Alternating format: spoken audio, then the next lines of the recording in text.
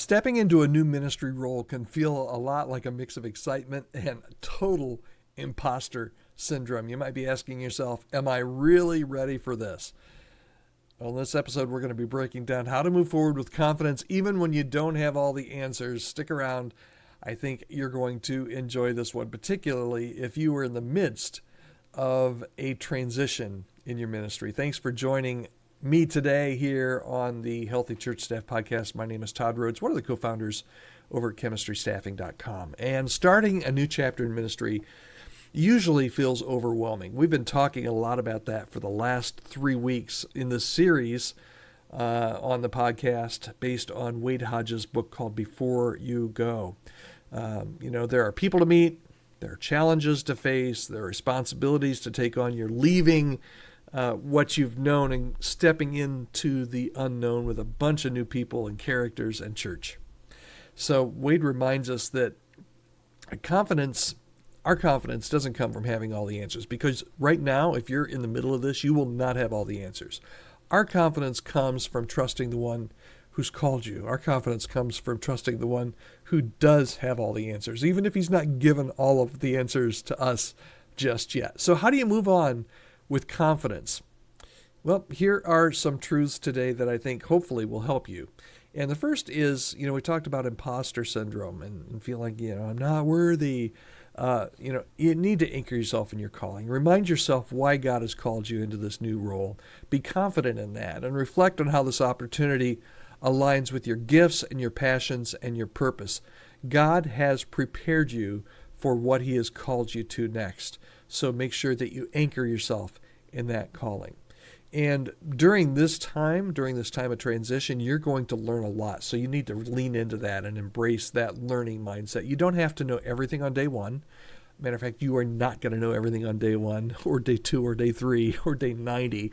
I remember at the first church I was there for 12 years on staff, and still in years 11, and it was not a large church, 250 people.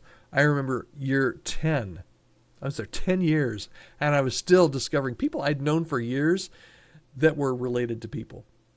That were related, I didn't realize that was your sister-in-law. I've known you, and I've known her for 10 years. I had no idea. You're not going to know everything on day one, and you don't need to. But you need to be open to learning from your new team, from your new congregation, from your community.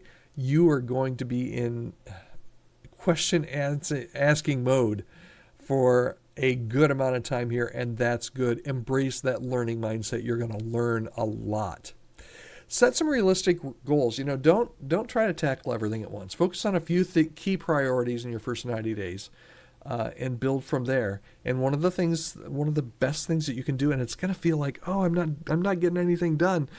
One of the best things you can do in your first 90 days to first 6 months is spend time with people. No ulterior motives. No, hey, I want to recruit you to do this. Just get to know people. Get some change in your pocket, as I like to say. Build into people. Build relationships. Get to know people and how they relate with each other. Do that, but also watch people. Watch how they relate to each other. Get to know kind of the unspoken dynamics. You can learn a lot from body language. You can learn a lot from sitting in your board or your elder meetings. Take all of that in, but don't try to tackle everything at once. Focus on a few key priorities. And the next thing is what I just mentioned. I got ahead of myself. Build relationships. Take the time to connect with your staff and your leadership team and your congregation. Trust is built through intentional relationships. And it's going to feel like I'm wasting my time here, especially if you're like me and you're like, man, I've just landed and I got to get stuff done. I got to charge that hill. Well, slow your roll there, cowboy. Because you can't rush the hill if you don't have anybody with you.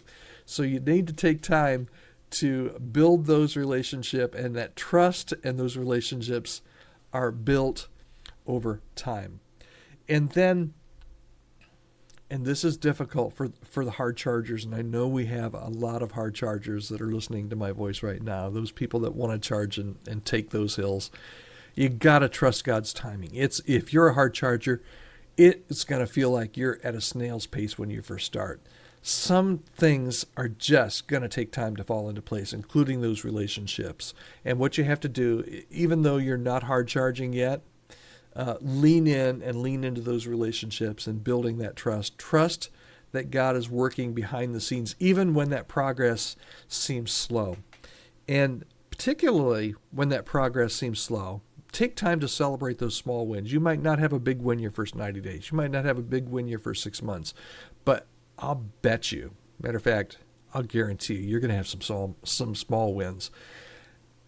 If you don't look for them, though, you might miss them. So acknowledge them, look for them, celebrate those small victories along the way. They will remind you that you're making progress, and they will encourage both you and your family, but also encourage your team as well. So here's your bottom line for today. Confidence comes from trusting God's calling and faithfully taking just one step at a time. That's it, just one step at a time.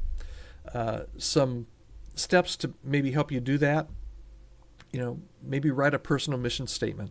You should have one anyway, but during times of transition, when you're stepping into a new role, it's time to revise it if you have an old one, or just to write one. Write a statement that captures your vision and your purpose for your ministry, for your life, and for this new role, and use it as a guide for any decisions or actions that you need to make. And then specifically, make your plan for your first 90 days. Outline your goals. Don't worry about starting new things or breaking what needs to be broken in your first 90 days. Focus on listening, focus on learning, and focus on building relationships. And that advice will serve you really, really well. Are you stepping into a new role? I'd love to hear how you're preparing and how you're encouraging. I'd like to encourage you along the way. Maybe you just stepped into a new role. Maybe you're in that first 90 days. Maybe you're in that first 6-month period. I would love to hear what you're going through. How's it going?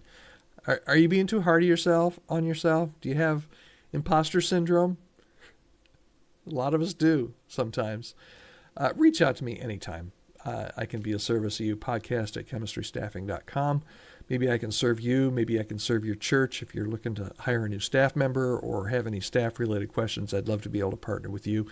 And if you're liking what you've heard on the podcast, and this is the last podcast, we've been doing 3 weeks on Before You Go. Before that, we did 3-week series on when to leave.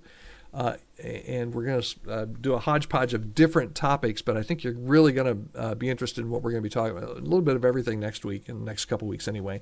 But if you like what you're hearing, go ahead and hit subscribe to the podcast. Hit the like button if there's a like button. And that way you can come back and join us. We're here every day, Monday through Friday, with words of wisdom and encouragement, hopefully, just for you as a church staff member.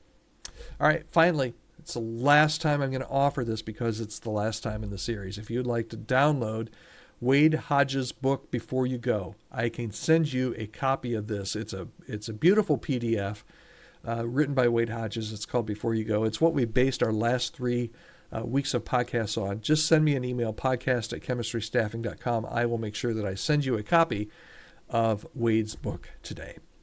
All right, thanks so much for spending time with me today. If it's Friday, if you're listening to this on the day that it is released or watching it, thanks so much, and I hope you have a really great weekend and join us back here again at the start of the week for the Healthy Church Staff Podcast. Have a great day.